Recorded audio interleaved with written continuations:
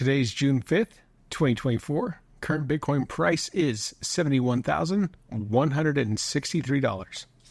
Welcome to the BitBite podcast, your source for news and information about Bitcoin and the cryptocurrency space.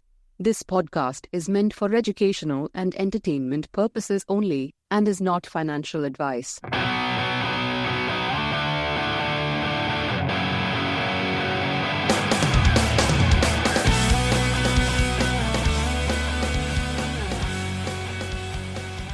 Back above 70,000. Those are numbers I like to hear. Me too. Unless when you're going to buy it, you know. Yeah, that's true. Yeah, you don't want to be buying at 70,000. You know, and we've talked about this before. Like, as this price kind of continually goes up, it's going to get harder and harder for people to just go in and buy a whole Bitcoin. Oh yeah.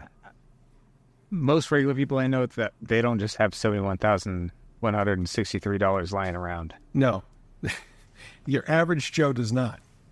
And most rich people don't. They have all their money tied up. So, yeah, I mean, you get a little bit more flexibility sometimes, being rich, that you could leverage some things, but that's still quite a chunk of change. Like, even we've talked about that, like low multimillionaire kind of class, like that's even probably a little bit of a struggle for them.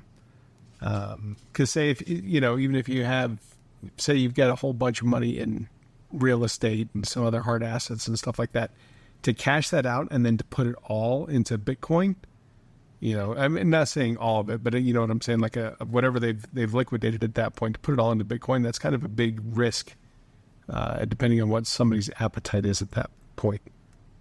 Yeah. Yeah. But, 71,163, we've had two theoretical buys. The first one back in October for $3,000, October 27th. That $3,000 is now worth almost $6,300, $6,298.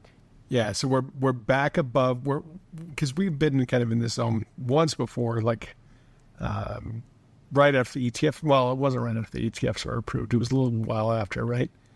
Yeah, it was like, mid-March when it peaked. So we got to that level when it hit roughly not quite 74, right? That all-time high. Right.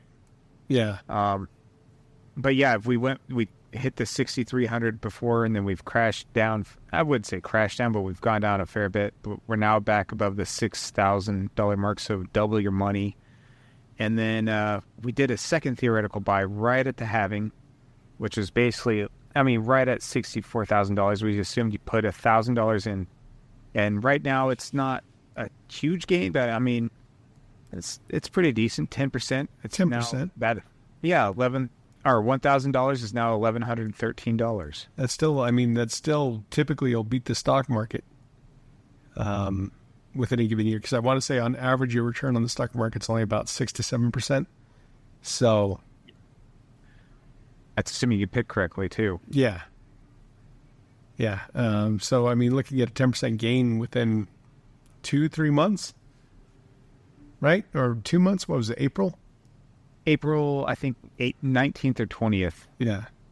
So, a little over a month and a half. That's pretty good. Yeah, not too shabby. And of course, we've seen there's been a whole bunch of, I don't know, the momentum in the market can shift so quickly. And you felt like there's been a positive swell for a while, but you're starting to feel like there's a major shift going on. And I think we saw the second highest volume in the ETF flows yesterday. Yeah, almost 900 million purchased? Yeah, yesterday. Yeah.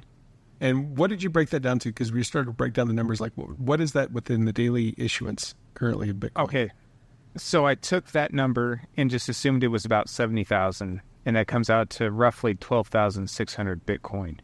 Yeah. So that's how much the ETFs gobbled up that day. And the daily production rate is 450. Yeah. And the multiple, it basically gobbled up 28 times the daily production in that one day. And we've already seen where the numbers are showing that they've actually accumulated over 1 million Bitcoin Not, we're not talking about dollars, but 1 million Bitcoin within the first 4 or 5 months that they've been in existence with these ETFs. And something that we knew was going to happen, and real quick before we move on to that, like if you look on the far side, so for those of you that are at home or if you're online, you're just curious, if you go to the far side investors, there's a Bitcoin ETF flow table, and you can say even Grayscale is showing positive purchasing between yesterday and today. Did you notice that on there? Yeah, that's not something you see very often. No, they're not bleeding out anymore. Like they're getting to where, like it seems like it's starting to stop a little bit. We had, a pretty big increase on Friday.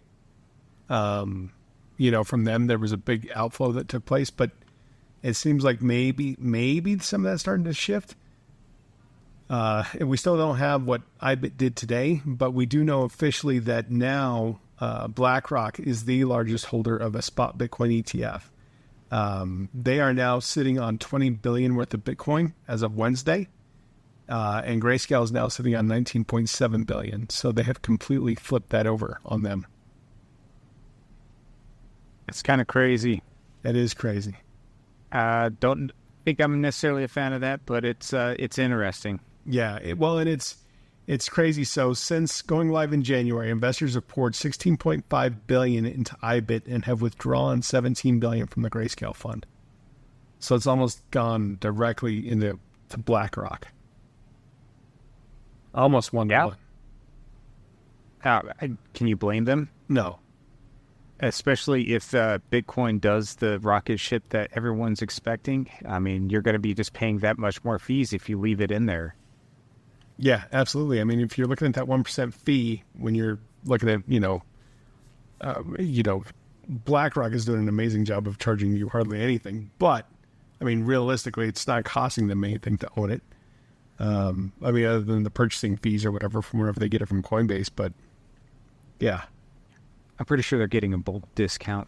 Oh, yeah. I'm sure they are, too. Like, they're probably like, oh, yeah, no, we own a lot of stock in your company, by the way. Exactly. So, I mean, everything is everybody's waiting with bated breath to see what's going to happen. There's, we talked about that a couple episodes ago where, what states are going to start putting it onto their pension account. We've seen a couple start to appear. And I think basically game theory comes into full effect where these places are like, well, look at the returns that they've made. We've got to buy into this to be able to match that type of return. Yes. No, I mean, there's a huge potential of money for large institutions to go in. And there's, when it comes to state pension managers, I mean, those are pretty big funds. Yeah. For all the public employees, it's not a small thing. And Wisconsin was the first, but when other people look around and see what's happening, I do think you're going to see a lot more people going, wow, we got to do that too. So. Was it Wisconsin or Wyoming? I thought it was Wisconsin. I I don't know. If it was Wyoming, I mean, I apologize. Wyoming. I can't remember, and it could have been Wisconsin.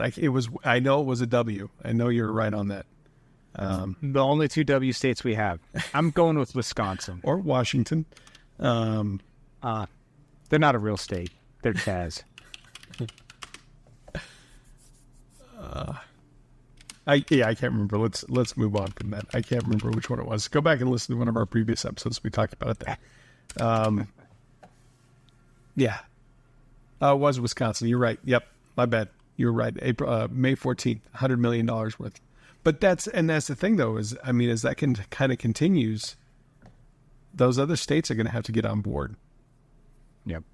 Well, heck, even Wisconsin's probably going to put some more on the table with how much they've gained recently. Yeah. Oh, well, considering that, yeah, they bought in May, that was announced in May. They bought 94,562 shares of BlackRock's IBIT. No, it's it's a big deal. And when other people, it's kind of a monkey see, monkey do mentality.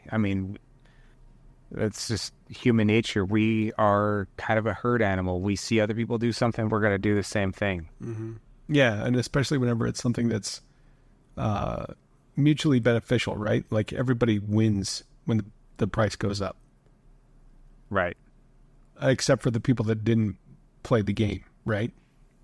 That's right. Or when everybody starts losing, then that kind of vicious cycle picks up some steam as well. So yeah, it's a double-edged sword. So, and like right now, I'm seeing a report saying that Bitcoin will explode if bulls break the fuse at $72,000. I disagree. I think that fuse is higher than 73. Once it passes the most recent all-time high at March 14th, and what was that, 70,000 or 73,800 roughly? Yeah, 73, like 849, something along those lines is the kind of the previous high with that. And I agree with you. Like, I think we need to get back above that. We need to have a positive break above that and stay above it. Because I think you had mentioned that, like we were talking about that before. We had that kind of inverse head and shoulders, and you're like, we're going to hit a lot of, I think you were talking about resistance at like the $73,000, $74,000 range. And it's very possible that we will. I wonder how many people will try and be like, oh, I'm selling at that point. Or, how many rich people are going to be like, oh, no, we need to back up that boat a little bit. We weren't ready for it to take off. Yeah, the market, the group psychology, it does its own thing, So, I mean, realistically, just even getting to this point, 69 still is a pretty big psychological barrier for the market. The previous all-time high back in, October, November 2021? Yeah. So, I mean, it took them a while just to even cross that hurdle. It might take a little bit to cross to 74 territory. So, yeah. But usually this second leg in the bull run historically in Bitcoin has been the crazy one. This is when all new, the price discovery happens and craziness ensues. Yeah, and one of the things to keep in mind, like people always question, should you really just hodl or hold, But what it comes down to is that these gains that happen in Bitcoin, they'll happen in just, matter of a couple of weeks. It's not consistent growth all the time. When they happen in very explosive moves. So if you're not on that train when it takes off, you're going to miss it. You're going to get left behind. Yeah. I mean, and who knows with this cycle? I don't know if we'll have a super cycle. We've talked about this. I don't know if we're going to have a typical cycle or if it's going to be a super cycle. I don't know for sure.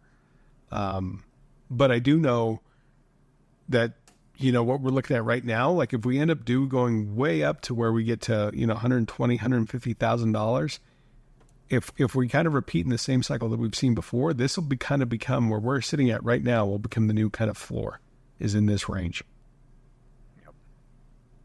Well, and the good news is, like you were talking about, it's really about the time, the hodling. I mean, if you can buy and then hold for 4 years, you're going to be sitting pretty.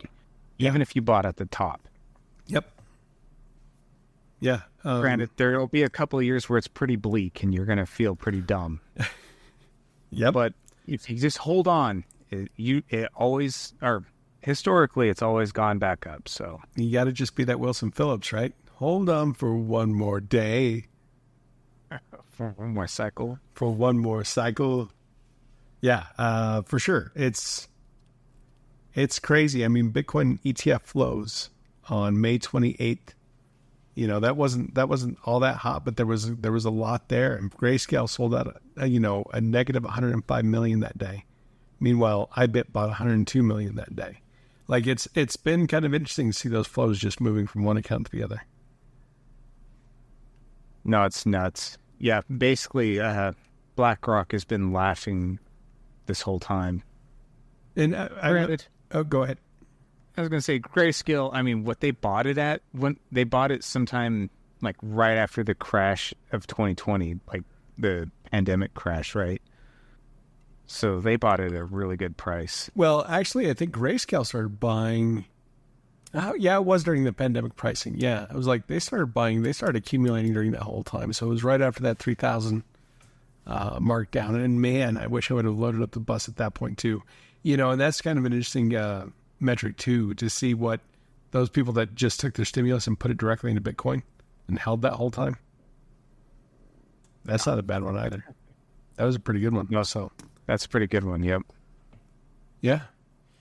So yeah, I mean, moral of the story is no exposure is not what you want. You want to have a little bit of exposure to Bitcoin right now, at least.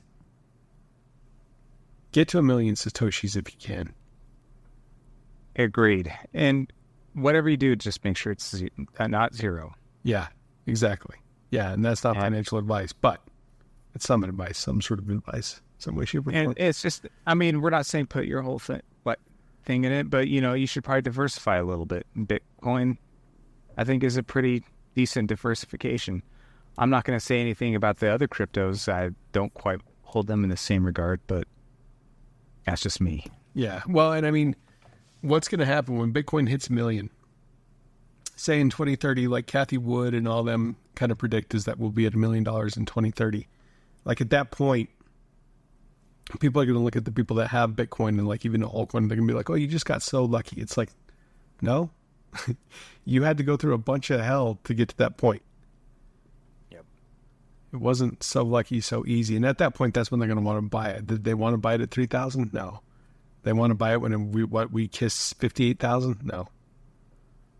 They're going to wait and want to buy it when it's at like $1 million, $100,000. $100,000. Can you imagine what people are going to be doing at that point? They're going to be buying like crazy. Exactly, because they feel that they missed the bus. Mm-hmm. That FOMO is going to be for real. Yep. So interesting times. Yeah, and we will get another episode out to you guys here pretty soon, and once, especially when we get CPI numbers and those types of things, and we'll see what the weekend kind of brings. Rick kind of put out a great little newsletter the other night. So I mean, always make sure you're when you get a chance, sign up for that. Yep. And that way you can stay on top of that. And then those of you that are interested in self-custody, when you do sign up for that, we do give you the self-custody checklist, just kind of as a little warm blanket to help you out as you're going through that journey. Absolutely. And we are working on the BitByte, or not the BitByte, but the BitByte website. We're working on the Bitcoin basics, some just informational stuff. And I'm kind of writing some different things with the newsletter, giving you guys an early peek at what we're going to put on the website. Yeah, awesome. I'm really excited to see that too. So right on. Cool. Thank you all for listening. Yep. Thank you. Bye.